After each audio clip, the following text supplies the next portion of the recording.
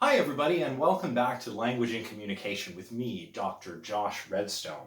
What we're going to be doing today is taking a close look at a paper by Adams called The War on Compassion. And this is another account of how shifts in language can influence social reality, or the way we understand or know the world and the people in it. There's an important connection in what we're going to be talking about today to different kinds of oppression and even to genocide.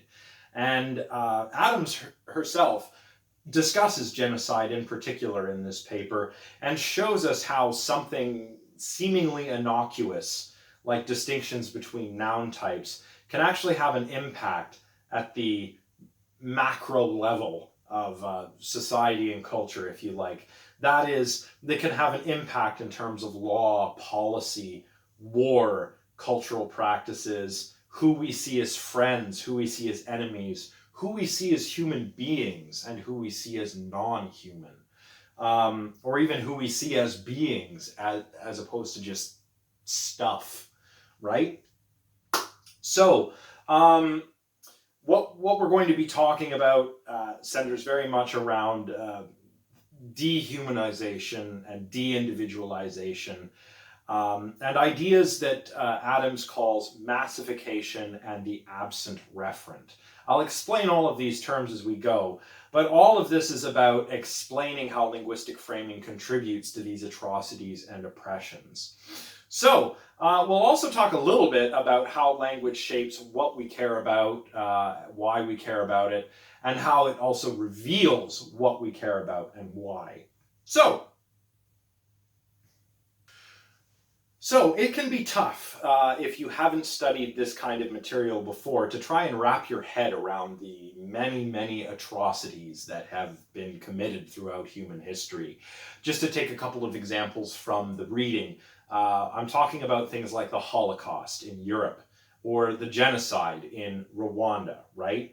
Or perhaps even, if you're a vegetarian or vegan, ongoing mass breeding and slaughter of animals, and how they are seen as just material for our use and not living beings. It's hard to try and come to grips with how these kinds of things can happen. Genocides and wars and industrialized animal abuse and systematic slaughter of animals and of human beings. Of course, most of us would never dream of participating in something like this ourselves, right? We can't imagine being complicit in the infliction of such harms to people or to animals. And for that reason, we have a hard time wrapping our heads around how these things can come to be. But one of the things that Adams is going to talk about in this paper is that one thing that helps rather than hinders these kinds of atrocities is to make the victims disappear before they become victims. And this will become clear what she's talking about here as we proceed through the readings. Now, obviously, this is complicated, and there are many, many different social and psychological factors that contribute to all of this, contribute to making victims disappear before they become victims. But one important factor here is, of course, linguistic framing. So that's what we're going to focus on today. So let's begin by taking a look at slide number 3. So throughout this class, we've come upon a lot of different questions that have to do with meaning, right? We've asked if linguistic meaning reflects the way reality actually is. And if it does, then how we can account for differences in the way that different people speak. We've also asked whether we're bound to express certain things in a particular way, or whether there are some things that are not expressible linguistically. And lately, we've been asking how our linguistic conventions might prescribe rather than merely describe reality. This was a big theme in the previous lecture, right? We were asking about the way language influences how we know the world in terms of agency and understanding agentive action and using agentive language, and how all of that affects the perception of and memory of agency, right? If you recall the previous lecture that I just uploaded. Here we're concerned with how our linguistic conventions, our linguistic conventions affect, how we view others, whether we view them with compassion or whether on the other side we view them as non-human, right? Or even in the case of animals, if we refer to them as not as living beings, but as material stuff to be used, right? So Adams kind of kicks things off by analyzing what we mean when, we describe people as animals, or when we talk about having been treated like an animal, to help demonstrate some of the links between, subordination or marginalization of different human and non-human groups. And by non-human, I simply mean non-human animals here. For an illustration of this kind of thing, there's an interesting clip you can view on slide 4.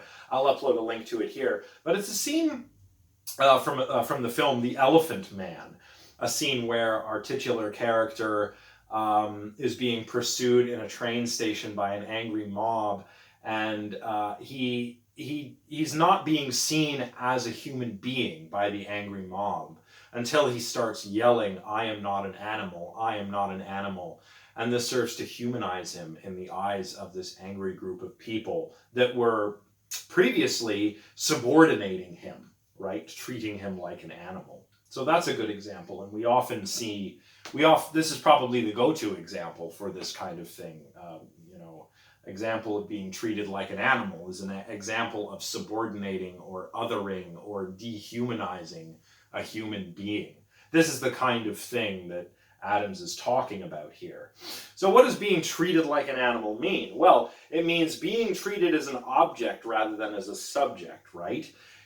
We, I'm sad to say, do treat many animals as objects. Just look at factory farms and the dairy industry and this kind of thing, right? So when we say we're treating a human like an animal, we're treating them as an object. In, unfortunately, the similar way we treat animals.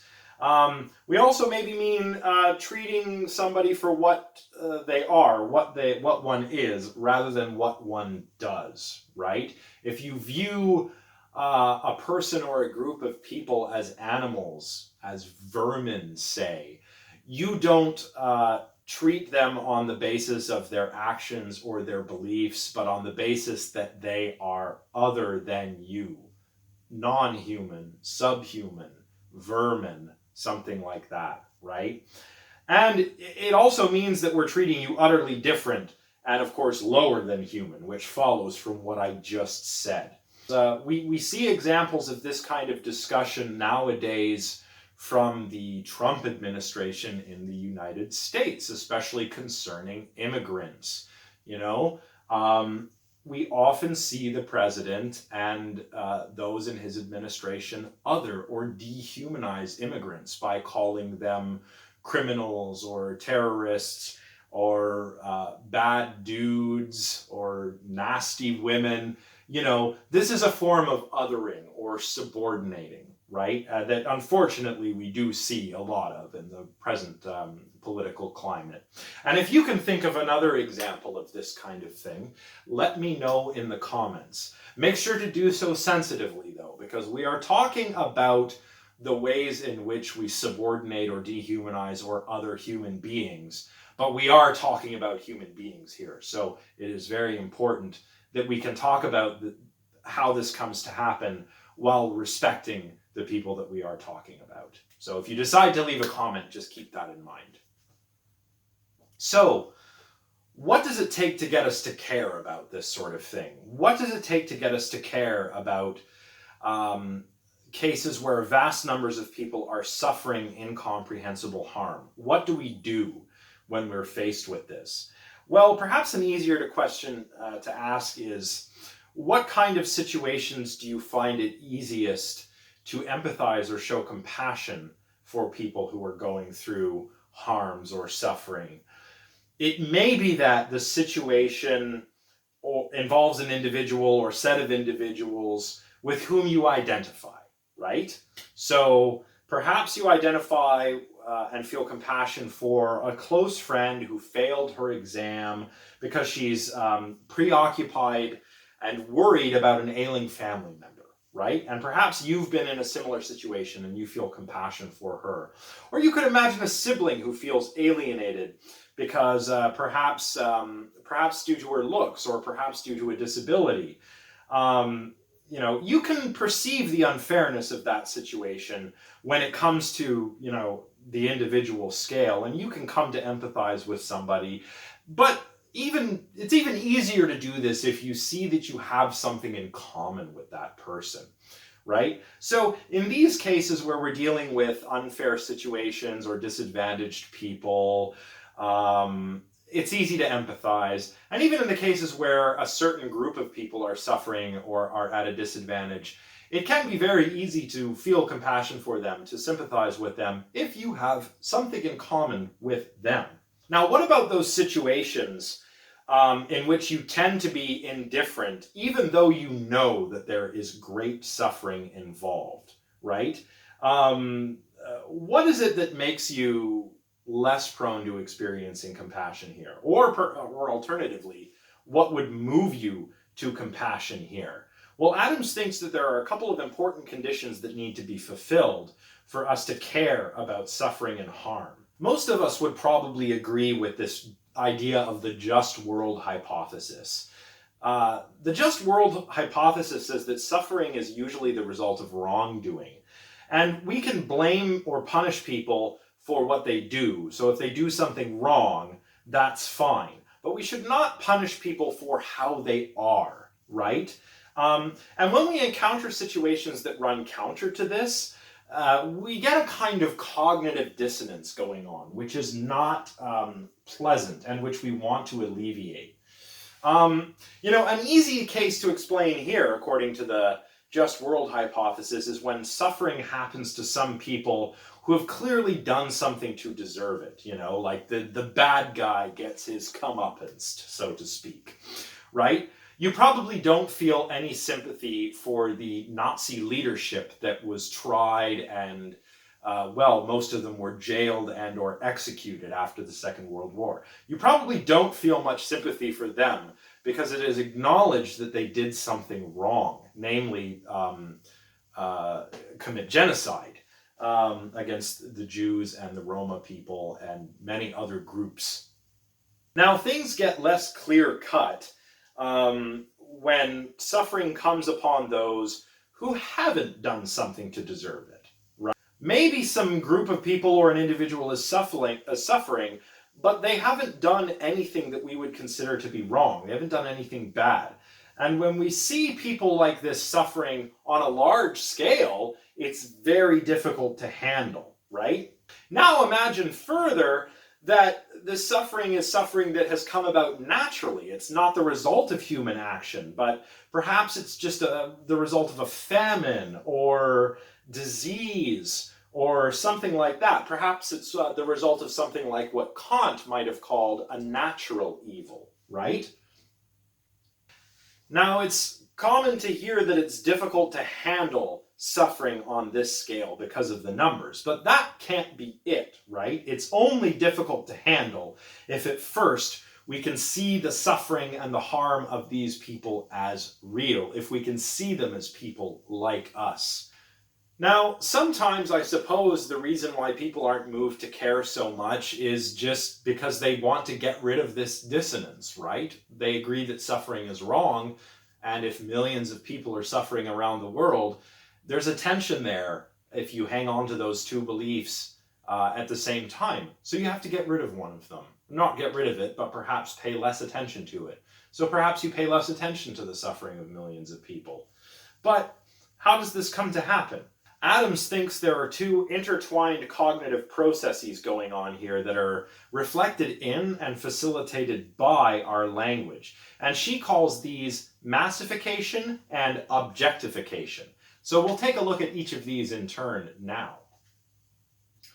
All right, so objectification and massification are some of the ways in which the necessary and sufficient conditions for us to feel compassion for someone can be undermined.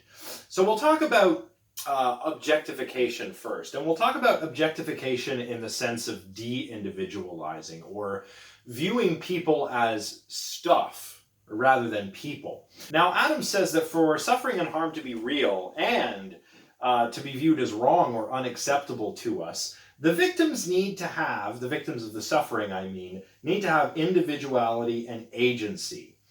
If there is no one to be harmed, no harm or wrong has really been done, right? So things and stuff can't be harmed. Do you see what I'm saying?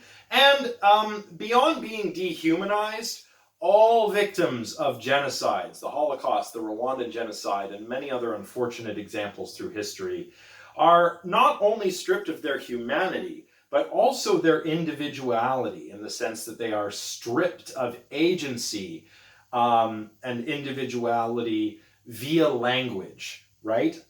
So Adams is saying here, for suffering to really count as suffering and for people to care about it, we need individuality, subjectivity, and agency.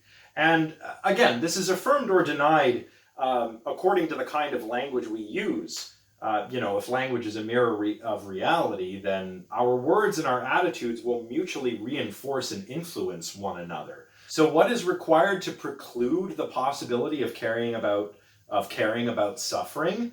Well, the possibility of caring is removed if there's no one to care about, if we make individuals into things, and if we do this with our language. When we remove people's individuality and agency through the way we talk about them, we turn people into things, and they're not people anymore. I mean, they are people, but we don't talk about them as people. We talk about them as objects or things or just stuff.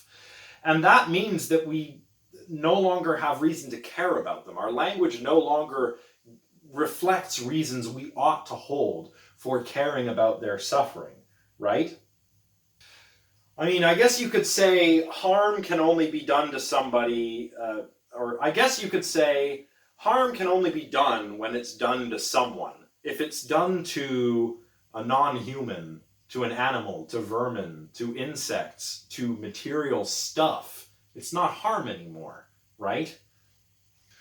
So that's what happens during objectification. We are kind of de-individualized. Our agency is kind of taken away because of the way that we are talked about when we are de-individualized. All right, so next we're going to talk about massification. And to understand massification, we need to know what Adams is talking about when she uses this term, mass term, right? Mass terms name the same stuff as stuff, right? Like, if I have a bucket of water and then I add a few drops, it's still water, right? It's just stuff. It's always the same, right? So similarly, instead of talking about individual animals, like this cow over here or that cow over there, I can talk about just meat, right? That's massification, turning individuals into stuff through massification by using mass terms in our language. Oftentimes we diminish the importance of particular cases of people who are suffering by using mass terms like you people, or referring to people as vermin or as subhuman, right? So when individuals are massified, their suffering becomes inconsequential to people, right? There's a quote in this of an American officer on the Rwandan genocide massifying the Rwandan dead by saying one American casualty is worth about 85,000 Rwandan dead. That's on page 25 of the reading, and that is a pretty stark example of massification, a pretty stark example of the kind of thing Adams is talking about here. So obviously, seeing victims as mass terms dissolves the reality of their suffering, and it removes the impetus for us to care about them when we talk about them this way. And this is perhaps even more evident when it comes to animal suffering, right? And arguably the reason why the animal suffering that is present in modern agriculture and industrialized factory farming is somewhat removed from the public consciousness, you know? When you go to the grocery store, if you eat meat, I eat meat, by the way, full disclosure. When you go to the grocery store and buy meat, you're buying meat, right? You're buying stuff. You're not thinking of it as part of an animal, a circle of life and all that. No, it's stuff. It's a commodity. It's a material thing for you to consume, right? That's massification. So, yeah, the American officer on the Rwandan genocide here, the quote I just read, and Adams's discussion on, you know, or her discussion about how animal suffering and death is removed from our public consciousness are great examples of massification. This is all drawn from slide 8, by the way, if you're following along. Of course, I should mention, by the way, that there are false mass terms, right? If we call people, you know, in the Rwandan genocide, cockroaches was a term that was used. Vermin and subhuman are used in the Nazi rhetoric that you find concerning the Holocaust, right? These are false mass terms. People, of course, aren't really insects or vermin, but by describing them as such, you start taking away the reasons we have to care about them, insofar as language reflects how we understand the world. Using language this way can be dangerous. Dangerously effective for people who promote these hateful genocidal agendas. So, some further example of massification can be found in the headlines that Dr. Wayne has summarized on slide number 9. Not headlines, but perhaps bylines. In any case, I invite you to take a look at some of these, but pay particular attention to what is quoted on the slide. For example, in this story here, about a fire, no one was hurt in the fire, but all the pigs died. Another example, it is devastating to lose the birds, but we are grateful no one was hurt. Well, the birds were hurt, but they're not considered anybody in this example. Right? Another example, about 100 firefighters from 12 departments responded to a fire that destroyed a barn and killed some animals on State Route 205. No one was hurt. Well, except for the animals. No one was hurt, Lawrence Fire Chief Dana Weigand said late Friday afternoon. And finally, I'm just glad nobody was hurt. The animal loss is the biggest thing, I guess. And then, speaking of machinery, machinery can always be replaced. And I suppose whoever uttered this would say the animals can be replaced too.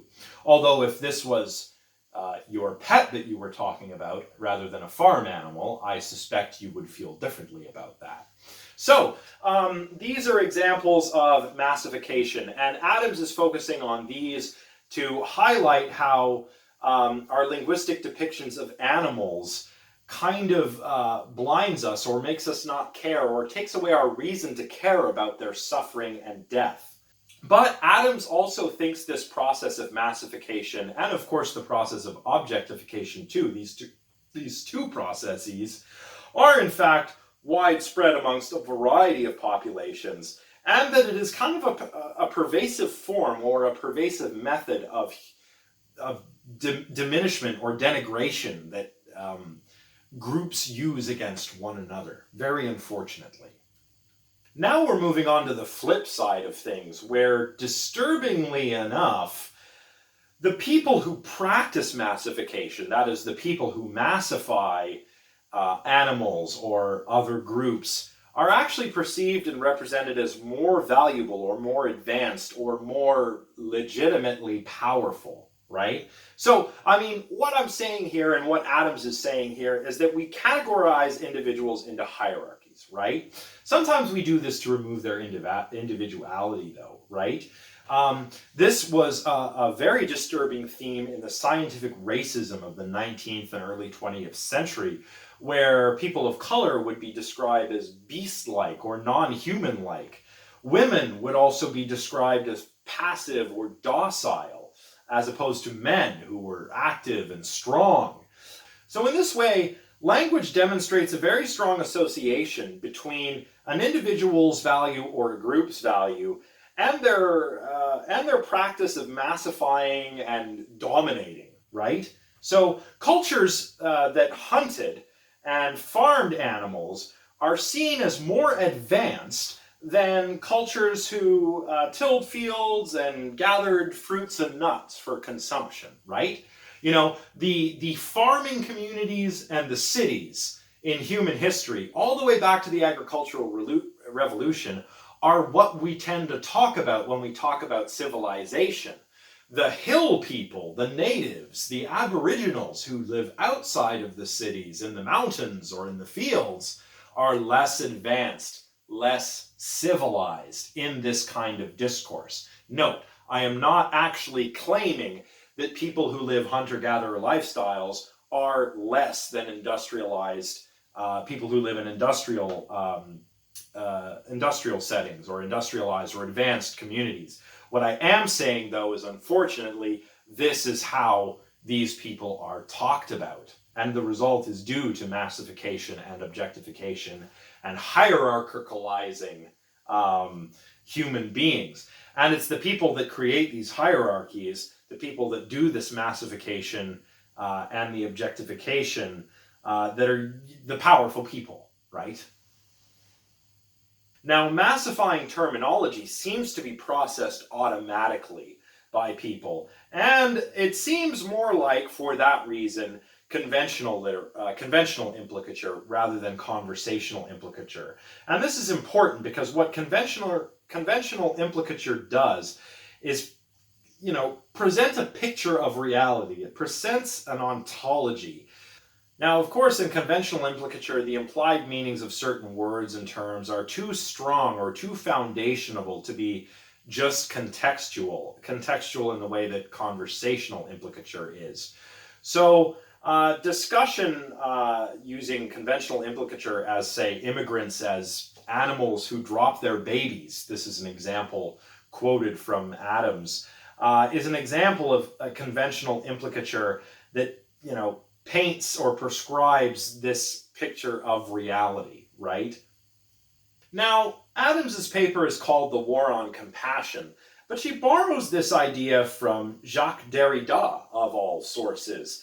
Particularly, she's borrowing an idea from Derrida that is called the War on Pity. The war on pity is what facilitates actions and attitudes that reinforce undermined status. And it's a war of words. It's important to keep this in mind. According to Derrida, this is a war of words. What happens in this war on pity or war on compassion is that objectification and massification work to transform individual subjects and agents into mere material. And this idea of the war on pity that comes from Derrida is actually found in one of his works, The Animal That Therefore I Am. The war on pity that Derrida describes provides an institutional framework for eliminating our natural tendency to care about those who are suffering. It also provides a mechanism by which we alienate those that we should care about from us, such that we do not care about them any longer. And it allows continuing complicity with practices we would otherwise condemn, perhaps like factory farming. I gather that none of you would condone cruelty to animals, but probably some of you who would not condone cruelty to animals eat meat. Why? Perhaps you have unwittingly been a victim of this war on pity, and this war of words has kind of made it so that you just don't frame the world in these terms where you're attuned to the suffering of animals and other people. But how does this war on pity, that Derrida calls it, or this war on compassion, spread so efficiently among populations? I mean, all you have to do is look at human history. You can look at recent human history. The 20th century is a dark time in human history, or you can look at ancient history. There are many examples, but it is not as hard as you would think for humans to be cruel to one another. Simply look at medieval torture devices, the horrible contraptions we devised to torture one another. Look at the ways in which people suffered under the Inquisition in the Dark Ages. Just look again at the suffering of people under the Holocaust in the Third Reich. So it seems that we humans, unfortunately, are quite adept at othering one another and of talking about other people as if they were merely stuff, as if they were not human. How is this possible? It seems to emerge from, and perhaps is also reinforced and perpetuated by, certain basic human psychological weaknesses. Perhaps the key psychological weakness here is a fear of self-annihilation. I mean, Adams seems to be saying that the war on compassion or the war on pity, to flip back to Derrida for a bit, encourages distance from our own emotions. We objectify our own emotions as well, and we objectify and massify other people as well. So, through this transformation of other people from individual subjects into stuff by means of objectification and massification, this all helps reinforce the view of the self, of oneself as an existing individual, as an agent. But this also creates a fear, both of understanding the victims of these kinds of atrocities or of oppressions as victims, and a fear of losing one's own agency. So what does Adams think we ought to do in the face of this fear of self-annihilation? She advises removing the ideological screen, as it were. What she seems to be saying is that rather than ignoring or minimizing this fear of loss of the self as an agent, as a being, as an individual, what we should do is try and develop a stronger understanding of the machinations of this fear's influence on our thought, on our own thoughts and on our own behavior. Try to understand how this fear plays out in our own lives and how we react to the suffering of others.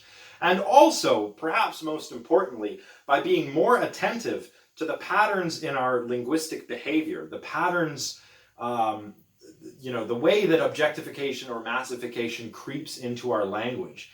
And this is why when we catch people, massifying or objectifying by calling others animals or degenerates or criminals or vermin, we really ought to pay very close attention to that.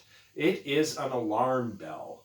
More generally speaking, a critical approach toward ourselves and our fears and of our own instruments of validation, like the tools of language, is something we've got to exercise when it comes to social and political change, right? You could draw many examples from the present day, but I go back to the language coming out of the Trump administration. Donald Trump describes immigrants from Mexico as criminals and rapists and drug dealers. He describes anti-fascist protesters as radicals and degenerates. This is not, simple wordplay. This is not just, it's just freedom of speech, let's ignore it, it's no big deal. No, this is massification. This is dehumanizing, and this is the beginning of probably what Derrida and Adams would say is a causal chain that, given the right circumstances, can lead all the way to these atrocities that we've been talking about today, like the genocide in Rwanda or the Holocaust in Europe during the terrors of the Third Reich. All right, so that's it for this one. This was a short reading, and accordingly, it's been a short lecture. However, this is an important one, and I feel like this really gets into some themes that I would probably be better qualified to talk about on their own. Perhaps the psychology of genocide or this kind of thing is something that I'm probably a little bit more qualified to talk about. But I think it's really great that Dr. Wayne wanted to have us all take a look at this, because this is one of those areas where what we're learning in this course really has some relevance in our own lives if you consider what's going on in the world right now. And I encourage you to reflect on this. If you didn't spend too much time reading or watching this because it was short, I hope you spend a lot of time reflecting on it and reflecting on your own experiences and the experiences of others that have gone through suffering that perhaps you've heard about recently. Anyway, that's it for today. I'll have another lecture coming up soon. And of course, this Thursday, we also have our live lecture where we'll be joined by Joanne Farrell of the School of Journalism and Communications here at Carleton University. Well, not here at Carleton University, but you know what I mean. Anyhow, we're nearly at the end of the class. We've almost made it through. I apologize again for being a little bit behind getting these materials to you. It has been a very busy few weeks for you, as I imagine it has been for me. So, if there's anything I can do to help, if you have any questions or need to talk about anything with me, ask me anything. If there are any issues that are maybe affecting your ability to get some of the work done as we near the end of the term crunch, let me know, okay? Do let me know. Do not be afraid to speak to me about any of that. Otherwise, that's it. Geez, I know this has been kind of a dark one, but an important one. So I hope you'll reflect very closely on what I've talked about today. And as I said, if you have questions about what I've talked about, do let me know. I'll try and clarify things as best I can. Otherwise, that's all. So I'll see you next time for our next lecture. Take care, everybody.